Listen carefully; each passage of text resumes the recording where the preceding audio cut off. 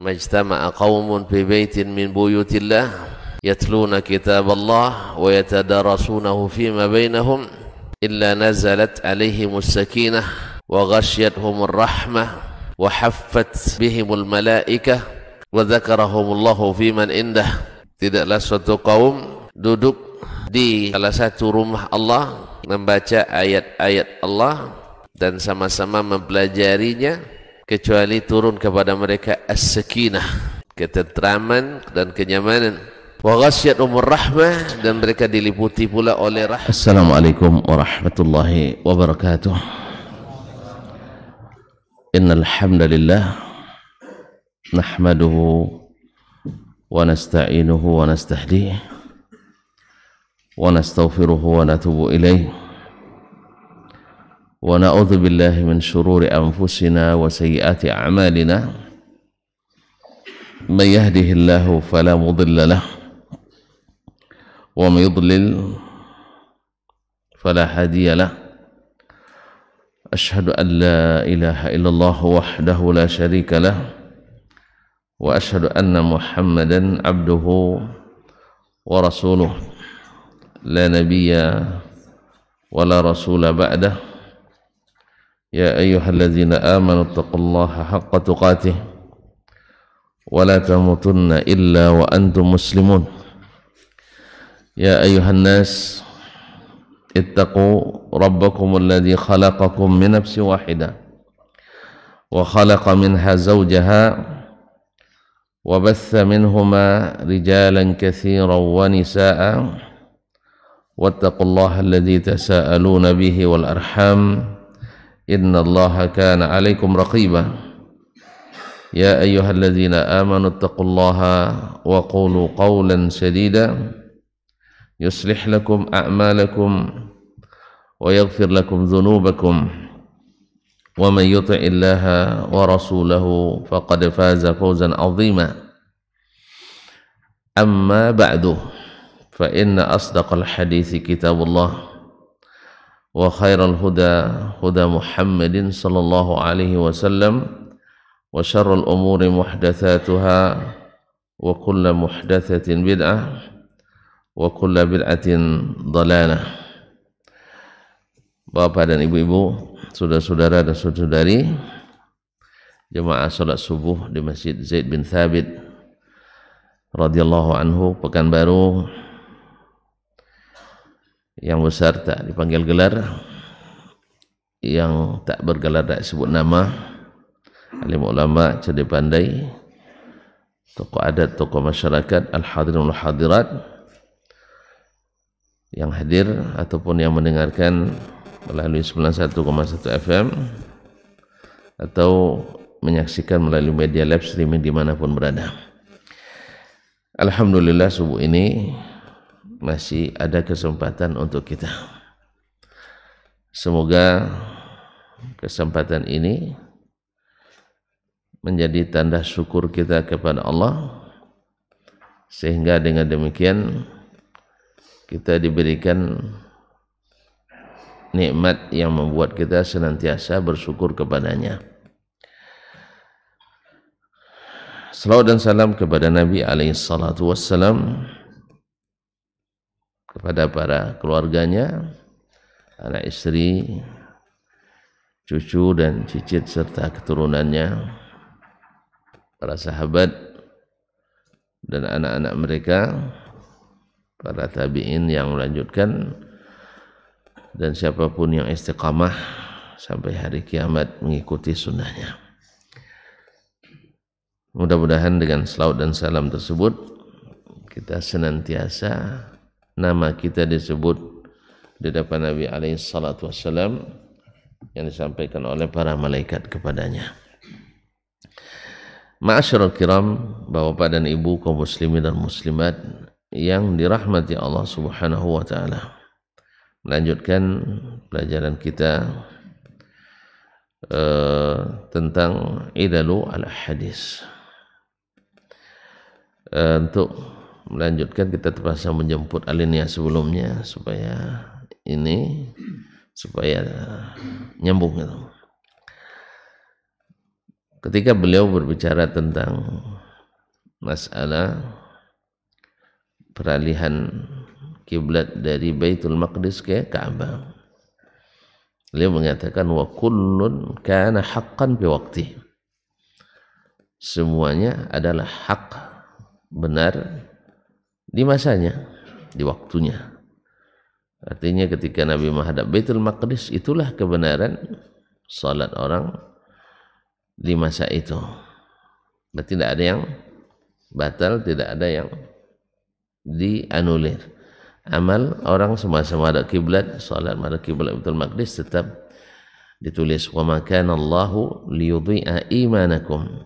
Allah yang jamin, Allah tidak akan sia-siakan keimanan kalian. Ini juga menjadi dalil oleh para ulama bahwa amalan masuk iman. Al-amal adalah iman. Itulah keyakinan Ahlussunnah wal Jamaah, bahwasanya amalan itu bagian dari iman. Kurang iman, kurang amal. Kurang amal, kurang iman. Begitulah. Kemudian beliau melanjutkan Baitul Maqdis min hin istaqbalahu Nabi sallallahu ila an huwila anhu. Baitul Maqdis sejak awal Nabi menghadap kepadanya sampai beliau dipalingkan daripadanya, al-haqqu bi qiblah, itulah hak pada kiblat. Thumma al-Baitul Haram al-haqqu bil qiblati ila yaumil qiyamah. Kemudian Baitullahil Haram itu Ka'bah ialah yang hak sampai hari kiamat. Di mana yang lebih mulia? Al-Ka'bah, Al-Baitul Haram atau Baitul Maqdis? Ka'bah lebih mulia karena sampai hari kiamat. Kemudian kita lihat dari fadilatnya juga. Dari fadilatnya, salat di Masjidil Haram lebih dari 100.000 kali salat di masjid lain. Sedangkan di Masjidil Aqsa 500 kali salat. Semoga Allah beri kita rezeki juga salat di situ. Nah, semoga Allah berikan kita rezeki untuk bisa salat di Masjidil Aqsa dalam suasana aman, nyaman, damai, tentram, tidak di bawah tekanan penjajah Yahudi, Zionis. Wa hakadha kullu mansukhin fi kitabillahi wa sunnati nabiyyi. Seperti itulah seluruh yang dinasakh fi kitabillah, dalam Al-Quran, aw sunnati nabiyyi, dan sunnah Nabi sallallahu alaihi wasallam.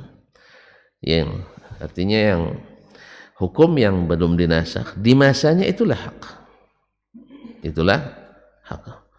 Misalnya kalau Imam Syafi'i memberikan contoh orang-orang yang melakukan dosa zina di masa awal sebelum dinasakh, dikurung di rumah sampai mati, ya, kemudian disakiti, lalu Allah nasakh dengan rajam langsung, ya. Kalau yang masih perjaka, yang masih perawan, belum pernah menikah secara syar'i, bila berzina dicambuk 100 kali dan diasingkan dari negerinya atau dibuang, biar keras dulu. Kalau diasingkan enggak keras betul, ya. Dibuang dari negerinya selama setahun. Ya kan enggak enak itu, Pak, dicambuk 100 kali. Ini anak-anak kita dicambuk sekali aja dan ngadu ke polisi, apalagi 100 kali. Oleh sebab itu makanya ketika hukum ini diterapkan, insya Allah orang banyak berpikir untuk melakukan perzinahan. Tapi ketika tidak diterapkan, apalagi ada haknya untuk bertanggungjawabkan. Asal mau bertanggung jawab aman, ya, akhirnya dia aman. Pokoknya abang bertanggung jawab, gitu kan. Abang bertanggung jawab, jadi bukan lagi wajib syar'i, tapi hanya perasaan. Dia kan udah dewasa tuh, biar aja berdua. Udah dewasa, emang dewasa itu yang pandai, yang belum dewasa mana pandai ini. Kita kan orang dibiarkan berduaan kan sudah besar itu, sudah mahasiswa sama mahasiswi, mereka lebih tahu apa yang bisa dibuat. Memang lebih tahu dia buat itu daripada anak SD. Anak SD mana pandai dia. Anak mahasiswa yang pandai. Jadi keedah karena sudah dewasa itu lalu dibiarin berduaan, ini adalah keedah syaitaniyah. Keedah syaitaniyah. Apalagi di sebagian tempat kalau bertamu sampai jam 10 malam masih boleh. Memang maghrib nggak ada orang zina. Ya di atas motor aja orang udah bergelut sekarang. Ya, di atas motor. Ya orang sudah bergelut. Sampai akhirnya di menjelang kiamat nanti orang bersetubuh di di jalan. Nah, sehingga karena terhalang jalan motornya, bang sana dikit nih, sana dikit. Nah, naudzubillah, semoga kita tidak melihat masa-masa itu. Tapi kalau menengok arahnya manusia hari ini, umat manusia hari ini memang mengarah ke situ. Itu menghalalkan perzinaan dengan segala bentuknya. Dulu hotel-hotel harus buat surat nikah, sekarang tidak mesti. Dulu boleh digerebek, sekarang tidak boleh lagi. Kan mengarah itu semuanya. Besok di jalan lagi tidak boleh diganggu. Hak asasi. Nah, akhirnya manusia tinggal kayak kucing, kayak titik-titik. Nah, kaum muslimin dan muslimat dirahmati Allah SWT. Ngeri, tapi semoga Allah jauhkan kita dari fitnah-fitnah ini. Amin. Ma'asyarul kiram dirahmati Allah. Jadi setelah itu dinasakh. Nah, keduanya hak pada masanya. Demikian juga pada dalam sunnah misalnya Nabi sebelum atau di awal-awal itu melarang ziarah kubur. Sebab itulah hak pada masanya. Kemudian dinasakh dengan anjuran Nabi untuk ziarah kubur. Nah, itulah yang hak sampai hari kiamat yang mesti diikuti. Itu maksud Imam Asy-Syafi'i rahimahullah taala. Qala wa hadza ma ibanatihi laka an-nasikh wal mansukh min al-kitab wa sunnah dalilun laka ala anna an-nabiy sallallahu alaihi wasallam idza sanna sunnatan hawalahu Allah anha ila ghairiha sanna ukhra yasiru ilaiha an-nas ba'da allati huwila anha li'alla yazhaba ala ammatihim an-nasikh fa yathbutuna ala al-mansukh. Ini kata Imam Syafi'i rahimahullah, walaupun Allah sudah jelaskan an-nasikh wal mansukh dalam kitab dan sunnah, menjadi dalil bagimu bahwa Nabi SAW bila menyunnahkan suatu sunnah, hawalahu Allahu anha, lalu sunnah itu Allah palingkan dia daripadanya, ila ghairiha, kepada yang lain, sanna sunnatan ukhra, Nabi pun melakukan sunnah yang lain, yasiru ilaihan nas, kembali manusia kepadanya. Artinya yang sunnah yang baru ini yang dijadikan patokan oleh manusia, maksudnya kaum muslimin, ba'dallati huwila anha, setelah sunnah yang sudah dipalingkan Nabi daripadanya, li'alla yazhaba ala ammatihim an-nasikh, supaya tidak hilang dari masyarakat umum an-nasikh, dalil yang menasakh. Jadi sehingga Nabi pun menyunahkan sesuatu sunnah yang baru supaya orang tidak mengklaim bahwa tidak ada nasikh, fayathbutuna alan mansukh, sehingga ketika itu mereka tetap melaksanakan yang sudah dinasakh. Wa li'alla, di sini kita mulai, wa li'alla yushabbaha ala ahadin bi anna Rasulullah sallallahu alaihi wasallam yasunnu fayukuna fil kitabi syai'un yara man jahila al-lisana aw al-ilma bi mawqi'i as-sunnati ma'al kitab aw ibanatiha ma'aniyahu anna al-kitaba yansakhu as-sunnah, supaya tidak diragukan kepada seseorang, supaya tidak timbul keraguan bagi seseorang bahwa Rasulullah sallallahu alaihi wasallam menetapkan suatu sunnah, fayakuna fil kitabi, lalu ada dalam al-kitab, Al-Quran, syai'un, sesuatu, maksudnya dalil, yara man jahilal lisan, dilihat oleh orang yang tidak memahami al-lisan, yakni bahasa Arab, Ya bahasa Arab di sini bukan maksudnya bahasa Arab kita kebahaluk min aina anta qadim, bukan itu maksudnya. Fiqhul lughah, fikihnya bahasa. Menjahilal lisan, karena hari ini orang kalau sudah pandai nahwu sharaf dah hebat dia bahasa Arab, bukan itu. Kalau nahwu sharaf itu baru grammar. Ya seperti yang pernah Anda ceritakan, ada kawan buat penelitian ke Amerika. Ya, buat proposalnya oleh profesor dokter di bidang bahasa Inggris. Ya. Sesampai di Amerika dibaca oleh mahasiswa kita yang memang kuliah di Amerika. Dibacanya, ada proposal Bapak, Pak, ini boleh saya rubah proposalnya. Nah, gitu. Kenapa? Kayaknya bahasanya kurang pas. Ya dibilang ini, saya memang tidak pandai juga bahasa Inggris kata profesor ini. Cuman yang buat ini doktor sarjana S3 bahasa jurusan bahasa Inggris. Kenapa deh? Ini kalau ini diteruskan, ini bahasa investigasi nih Pak. Atau bahasa investigasi? Hah? Ada kasus, lalu ada penyidikan. Ibaratnya polisi lah. Nah, ini bahasa polisi ini. Bukan penelitian, padahal Bapak seorang akademisi ingin meneliti. Akan beda nanti sambutannya investigasi dengan penelitian. Jelas Pak? Jelas Pak itu. Jadi bahasa betul secara bahasa, tapi bisa merubah pemahaman. Nah, jelas Pak itu Pak.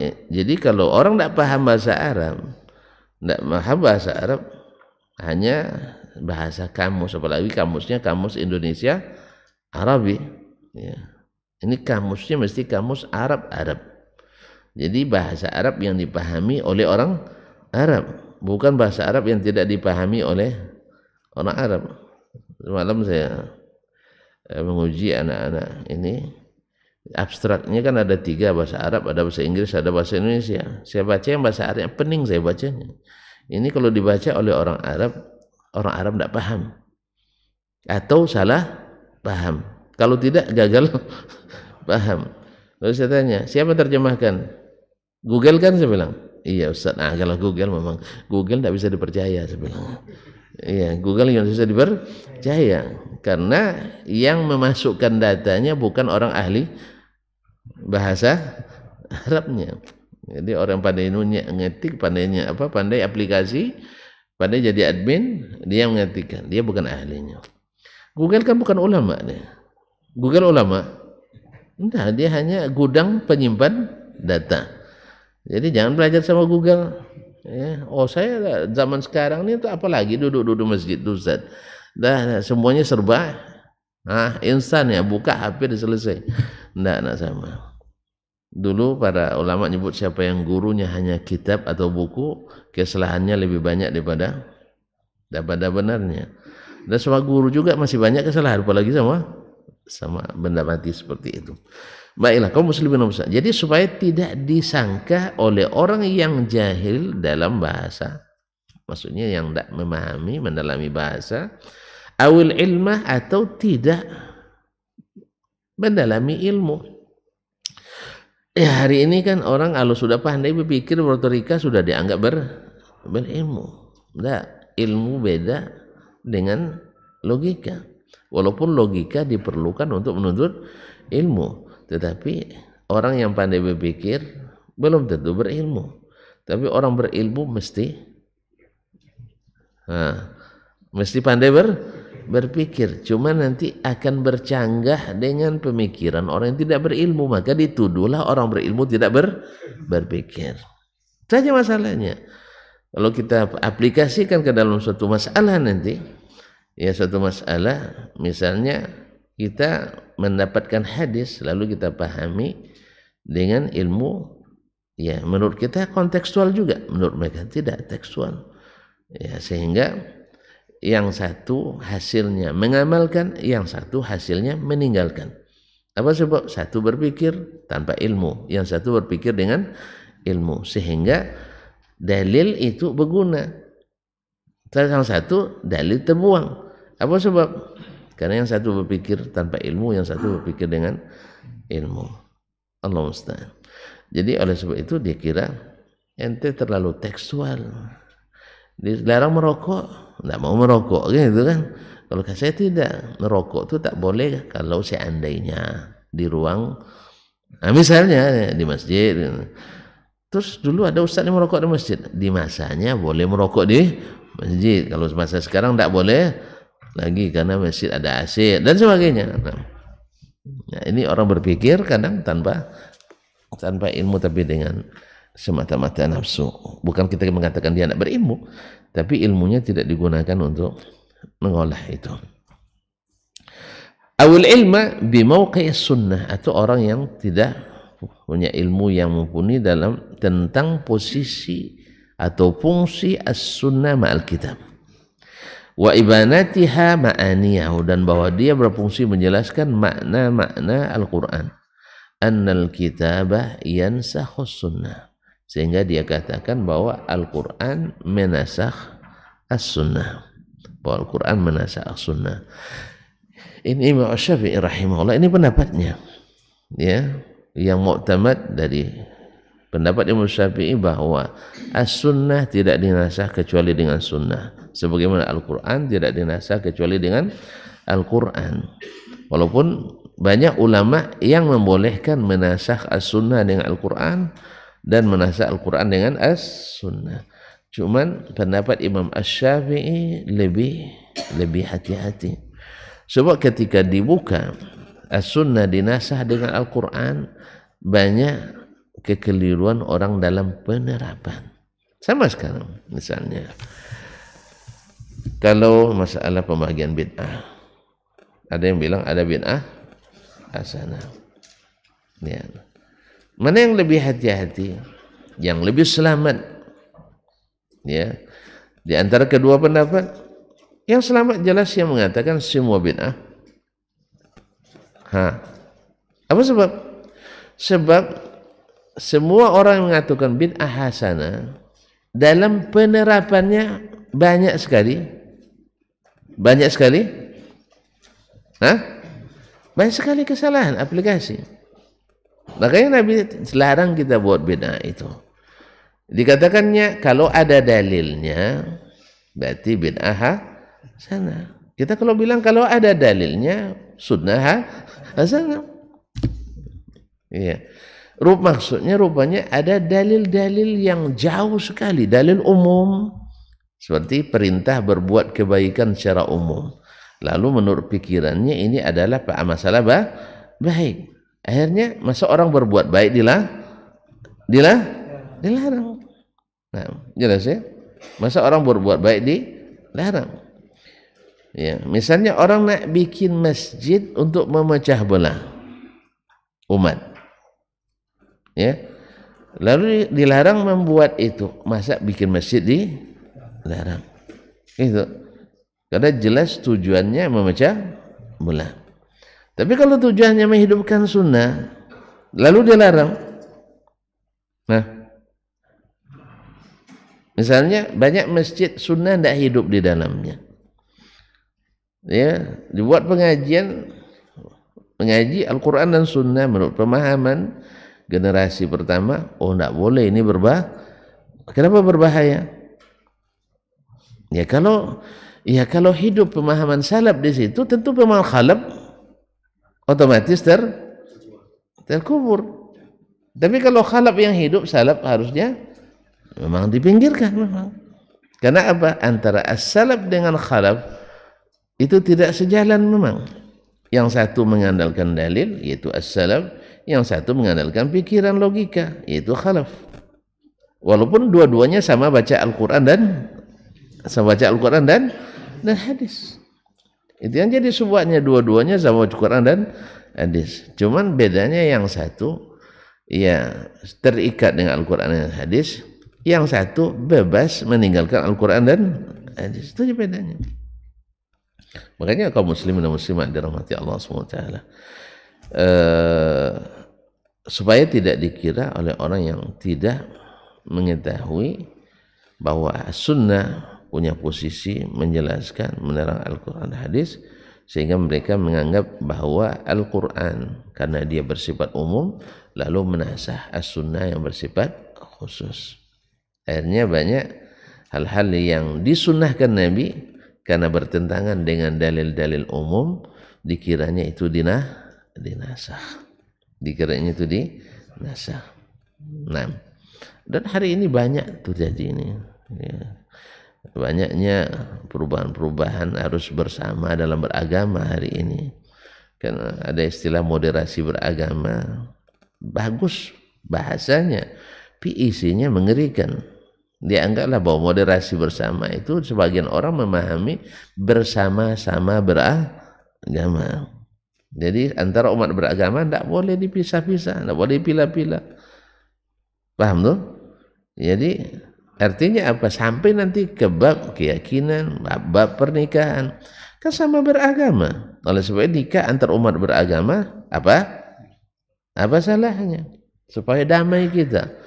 Mereka tidak tahu inilah yang akan membuat permusuhan. Membuat permusuhan.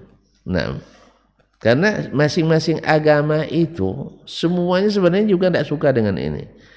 Cuman ada sebagian yang tidak istiqamah dalam agamanya masing-masing dan punya tempat dan posisi. Yang tidak istiqamah dengan agama Islam punya pengusung pemikiran itu. Yang tidak istiqamah dalam agama lain juga punya pemikiran itu. Lalu mereka diberikan kesempatan dan tanggung jawab besar dan buat kebijakan. Akhirnya apa terjadi? Sepakatlah. Padahal yang istiqamah dalam agama masing-masing tidak mau mencampur adukan agamanya.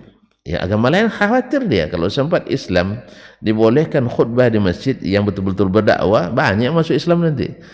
Yang khutbah-khutbah sekarang gereja itu bukan dia mengajak orang masuk Islam, mengajak orang tetap di agamanya masing-masing. Ya sih? Dan umat Islam pasti tak akan mengizinkan orang lain untuk khutbah dia. Ini Jumat nanti nih. Nah, mau tonton orang agama lain khutbah nanti? Tidak mungkin. Orang itu mau, ya itu urusan mereka.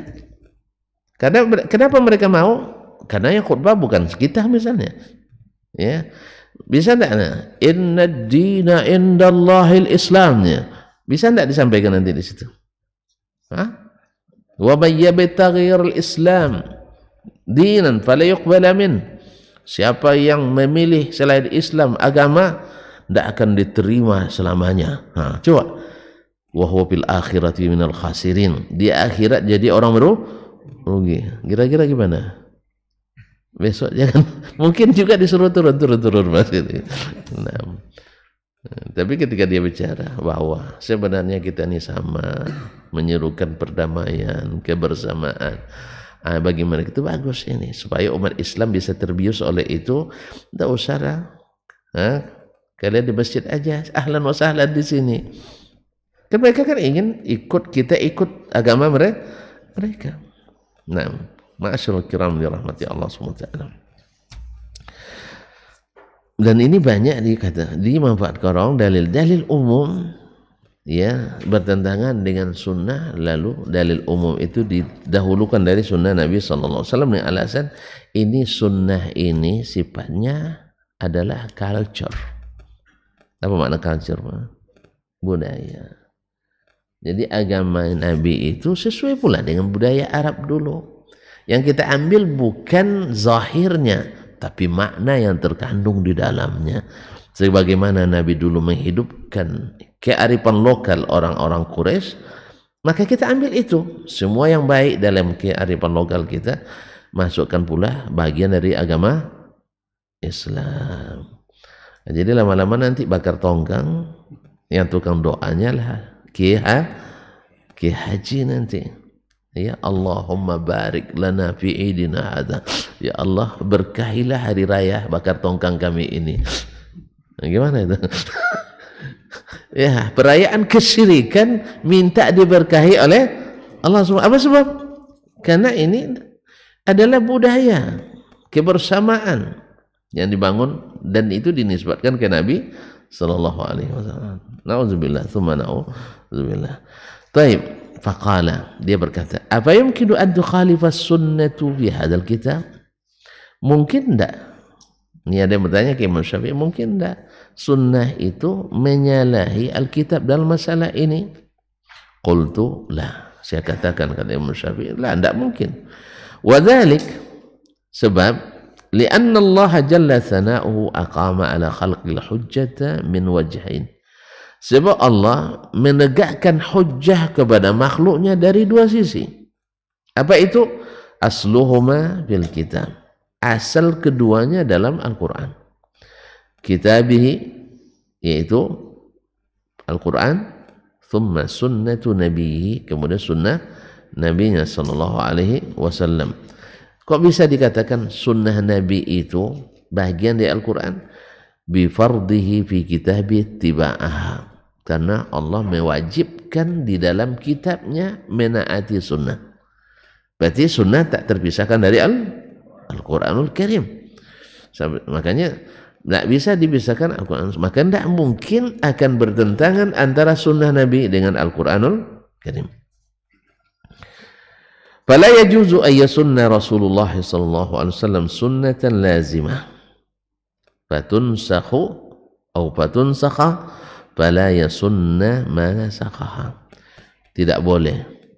Ya, tidak boleh. Artinya tidak masuk akal.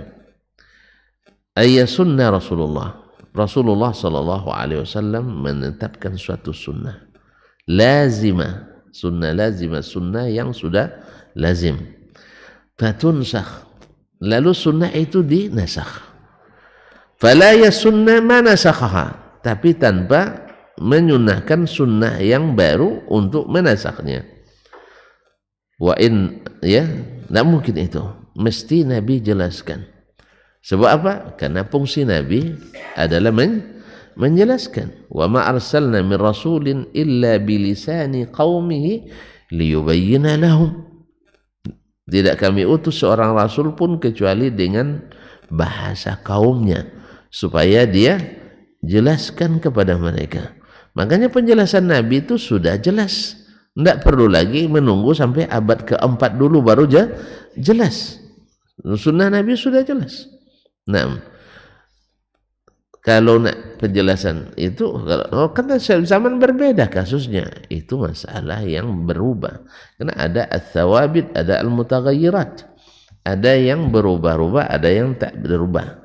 Jadi tidak semuanya berubah. Yang berubah kitanya adalah kitanya. Oleh sebab itu, dan itu akan ditemukan semuanya petunjuk dalam Al-Quran dan sunnah seperti yang disebutkan oleh imam kita sebelum ini. Jadi tidak boleh ada sunnah yang nasakh kecuali ada sunnah yang menasakh. Dengan makna lain, tidak ada nasikh, tidak ada nasakh Al-Quran dengan sunnah dan tidak ada nasakh sunnah dengan Al-Quran. Karena sesuatu itu dinasakh dengan semisalnya. Ini yang dikatakan oleh Imam Syafi'i rahimahullah. Walaupun terjadi juga khilaf di antara ulama dalam memahami perkataan beliau ini. Tapi jumhur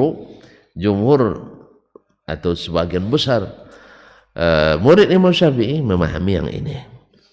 Ada sebagian yang memahami selain itu yang tidak langsung dari Imam Syafi'i rahimahullah ta'ala. Seperti Al-Amidi misalnya atau Ibn Surayj.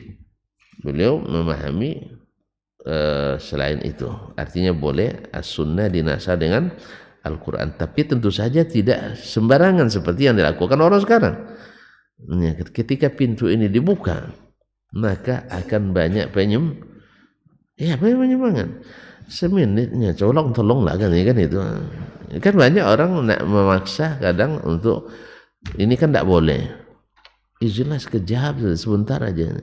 Nanti sebentar, awalnya minta semenit kali 10. Lalu datang lagi yang di belakang. Tidak boleh Pak. Tuh si Ustaz Dasman masuk tuh katanya kan. Dia kan hanya semenit, saya setengah menit. Jadi saya setengah menit masuk lagi. Akhirnya masuk bergerombol. Akhirnya terpaksa hukum dirubah. Ya. Akhirnya terpaksa dibuat undang-undang baru lagi. Jelas ya? Makanya itu yang menyebabkan kadang-kadang berubah fatwa karena berubah masa, zaman dan keadaan. Kalau dibuka. Kalau itu kaum muslimin dan muslimat dirahmati, sampai-sampai ada yang memfatwakan boleh meninggalkan dalil demi kepentingan umum. Itu. Boleh meninggalkan dalil demi kepentingan umum. Ini sudah mulai marah pula hari ini nih. Demi kepentingan umum kita tinggalkan dalil. Tinggalkan dalil. Subhanallah. Begitulah kalau pintu-pintu syubhat itu dibuka, maka susah untuk istiqamah dalam beragama. Tapi memang setiap masa itu ada pelanggar, setiap tempat itu ada pelanggar. Semoga kita tidak termasuk yang suka melanggar. Terlanggar oleh orang di belakang, terpaksa juga melanggar, apa boleh buat. Jelas? Wa inna ma yu'rafu an-nasikhu bil akhir bil amrin. Nah, gimana kita mengetahui ini nasikh ini mansukh, ini nasikh ini mansukh? Yaitu dengan melihat tanggal atau sejarahnya. Mana yang lebih dahulu, mana yang datang kemudian. Nah, yang akhir menasah yang lebih dahulu. Ini salah satu cara mengetahui an-nasikh daripada al-mansukh. Nah, innama yurafu an-nasikhu bil akhir min al-amri. Diketahui mana yang nasikh, yaitu dengan yang terakhir dari kedua perkara itu. Wa aktsarun nasikhi fi kitabillah innama urifa bidilalati sunani Rasulillah. Kebanyakan dalil yang menasakh dalam Al-Quran itu diketahui dengan petunjuk sunnah, karena Nabi yang menjelaskan. Kalau Nabi tak jelaskan, kita tidak tahu bahwa ini sudah dinasakh atau belum. Seperti kasus Uwaimir Al-Ajlani, ya, kita seliannya seperti yang disebutkan oleh beliau, qad khudhu anni qad ja'alallahu lahunna sabila, dan sebagainya. Jadi kaum muslimin dan muslimat dirahmati Allah, dia kebanyakan nasikh dalil atau ayat yang menasakh itu diketahui dengan petunjuk sunnah Nabi sallallahu alaihi wasallam. Sama sekarang, misalnya kita baca Al-Quran, kita kan tidak paham mana yang nasikh mana yang mansukh. Siapa yang jelaskan? Ya Ustaz. Kepada kita sekarang kan Ustaz. Ustaz dulu ketika belajar seperti kita itu, siapa yang jelas kepadanya? Ustaznya pula. Dan seterusnya sampai ke Rasulullah sallallahu alaihi wasallam. Makanya ulama warathatul anbiya. Jadi apa ini? Awak nak langsung ke Nabi kan tak mungkin. Jadi kalau ada yang bilang kembali pada Quran Sunnah itu langsung ke Nabi, itu bohong belaka, fitnah saja. Ya, mereka tahu itu, cuman dijadikan cara untuk mendiskreditkan dakwah. Kita ketika menyebut bahwa moto kita kembali pada Al-Quran dan Sunnah Nabi, berarti tidak perlu ulama. Ya akhi, kalau anda bilang tidak perlu ulama, saya jadi ustadz seperti ini, sudah berapa ulama yang saya temui untuk sampai pemahaman ini berapa lama guru saya sejak di pesantren lagi, hitung yang di SD dihitung juga, madrasah, semuanya itu punya andil. Semoga Allah memberikan mereka bagian terbesar dari apa yang kita berikan. Jadi kaum muslimin yang ngajar ABCD itu punya andil tuh, yang ngajar alif bata punya andil, karena mereka pembuka kuncinya. Makanya kita harus doakan seluruh guru-guru kita, semoga pahala dari ilmu yang kita dapat, amal yang kita kerjakan, semoga juga mengalir bagi mereka, karena ilmu mereka kita manfaatkan. Ya, semoga Allah melapangkan yang sudah meninggal kuburannya, melimpahkan rahmat kepada mereka, dan mengampuni yang salah dan keliru dari mereka. Ya, terima kasih, kita harus selalu kita aplikasikan dalam doa untuk mereka. Jadi kaum muslimin dan muslimat dirahmati Allah, Nabi lah menjelaskan, maka wajarlah kebanyakan daripada nasikh wal mansukh tidak langsung dipahami oleh sahabat, kecuali dipahamkan oleh Nabi sallallahu alaihi wasallam. Dan itu banyak. Misalnya ketika mereka mendapatkan ayat allazina amanu wa lam yalbisu imanahum bidzulmin ulaika lahumul amnu wa hum muhtadun, orang-orang beriman tidak mencampur adukan iman dengan kezaliman, mereka lah yang sebenarnya aman dan mendapat petunjuk. Sahabat pada bersedih semua, siapa kita yang tidak zalim pada diri kita? Artinya zalim kan buat dosa, menzalimi diri. Lalu Nabi tafsirkan kepada mereka, laisal ladzi taqulun, bukan seperti yang kalian katakan. Alam tasma'u ma qala Luqmanu libnihi wa huwa ya'idhuhu ya bunayya la tusyrik billah inna syirka la zulmun azim. Izan, kalau demikian maksud Allah dengan segala zaliman di sini adalah kesyirikan. Nah, baru tenanglah mereka. Kalau enggak, Itulah sahabat Nabi SAW. Ayat itu turun, mereka rasakan untuk mereka. Kalau kita hari ini udah ada dalil untuk menyudutkan orang ini. Jadi dicari dalil untuk mendiskreditkan orang, itu tujuannya. Akhirnya apalagi peranglah sesama umat Islam. Kita dalil itu pertama tujukan ke kita. Tujukan ke kita. Sehingga bukan untuk orang. Makanya kaum muslimin dan muslimat, Imam Malik katakan, saya menuntut ilmu itu li'arfa'al jahla an nafsi, supaya menghilangkan kejahilan dari diri saya. Kemudian untuk diamalkan, bukan untuk mendiskreditkan. Oh ya, kita cari dalil gimana caranya menjatuhkan ustaz ini, ustaz itu. Ya Allah ya Rabbi, Allah musta'an. Kaum muslimin dan muslimat dirahmati Allah Subhanahu wa taala. Tapi waktu kita nampaknya sampai di sini aja lah dulu, ya, karena semua kita nih SH kayaknya, sopir harian, ya, masing-masing punya tanggung jawab. Yalah, cukup situ dulu ya, kita sambung insyaallah. Pokoknya biar lama-lama dengan Syafi'i inilah asyik bersama beliau, ya. Sah? Nah, alhamdulillah, supaya cinta kita kepadanya kokoh, abadi. Mudah-mudahan sampai bertemu di akhirat nanti dengannya. Amin ya rabbal alamin. Terima kasih dan mohon maaf. Subhanakallah bihamdika asyhadu an la ilaha illa anta astaghfiruka wa atubu ilaik. Wassalamualaikum warahmatullahi wabarakatuh. Dr. Dasman Yaya Ma'ali LCMA Hafizahullah, Dr. Helmi Basri LCMA Hafizahullah, Dr. Hidayatullah Ismail LCMA Hafizahullah.